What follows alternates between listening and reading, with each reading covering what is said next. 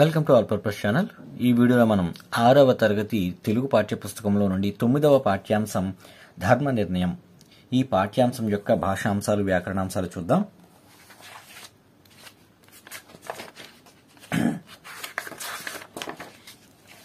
Page number 75.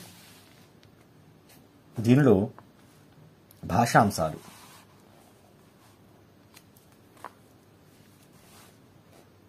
గీత గీసిన పదాలకు అర్థాలు రాయండి, వాటితో సొంత వాక్యాలు రాయండి. ఉదాహరణగా అసువులు అని ఇచ్చాడు, అంటే ప్రాణాలు, దాని మీద సొంత వాక్యం. ఇదే విధంగా ఇవ్వబడినటువంటి 4 ప్రశ్నలకు సమాధానం రాయాలి. గడియ 24 నిమిషాలు. ఈరోజు 24 నిమిషాల్లోనే 20 కిలోమీటర్లు నడిచాను. 24 నిమిషాలు అనే పదాన్ని ఉపయోగించి సొంత వాక్యం రాశాను. పర అంటే ఇతర విషయాలు పట్టించుకోకుండా చదువుకోవాలి. ఇది సొంత వాక్యం. అశ్వాన్ని అంటే గుర్రం. అశ్వము అంటే గుర్రం. గుర్రం ఎంతో వేగంగా పరిగెత్తగలదు. సువర్ణ అంటే బంగారం. బంగారం ధర రోజు రోజుకు పెరుగుతుంది.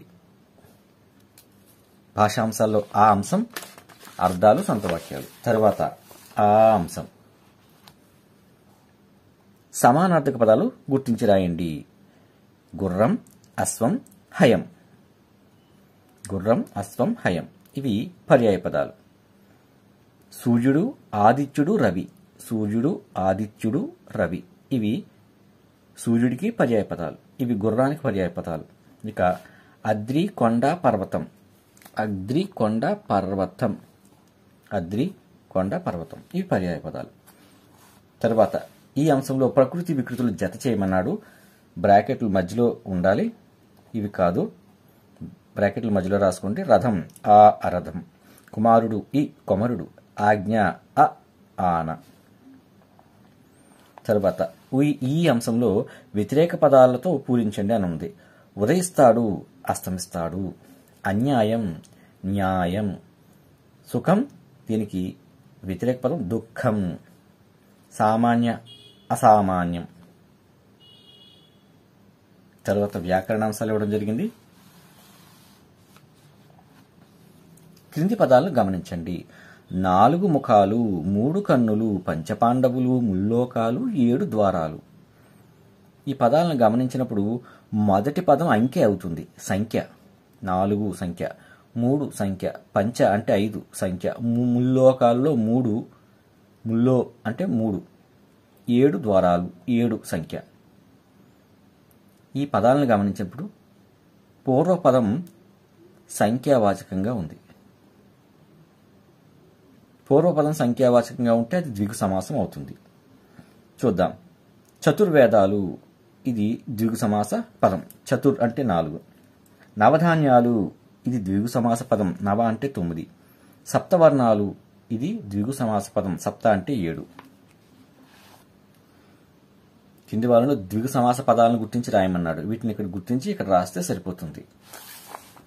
77వ పేజీలో అత్వసంధి పదాలను తెలుసుకున్నాం కదా. ఇప్పుడు ఇచ్చిన అత్వసంధి పదాలను విడదీసి రాయండి. చిన్నప్పుడు, ఇదిగో ఇక్కడ రాయడం జరిగింది. చిన్న ప్లస్ అప్పుడు పక్కనే రాసేసుకోండి. తిరగకేమి, తిరగక ప్లస్ ఏమి. రామయ్య, రామ ప్లస్ అయ్య. జరగకేమి, జరగక ప్లస్ ఏమి. రామక్క, రామ ప్లస్ అక్క. సీతమ్మ, సీత ప్లస్ అమ్మ. ఇవన్నీ అత్వసంధి పదాలు. ఇప్పుడు ఈ సంధి పదాలను ఇవ్వటం జరిగింది, విడదీసి ఇవ్వటం జరిగింది. వాటిని కలిపి రాయాలి. రవ్వంత, రవ్వ ప్లస్ అంత, రవ్వంత అత్వసంధి. చింత ప్లస్ ఆకు, చింతాకు అత్వసంధి. వెంక ప్లస్ అప్ప, వెంకప్ప అత్వసంధి. ఇవి భాషాంశాలు, వ్యాకరణాంశాలు. Thank you. ఈ వీడియో నచ్చితే please subscribe our channel, all purpose channel. అలాగే మీ మిత్రులకు ఈ వీడియోను షేర్ చేయండి. ఆల్ పర్పస్ ఛానల్ గురించి చెప్పండి. లైక్ చేయడం మర్చిపోవద్దు. Thank you.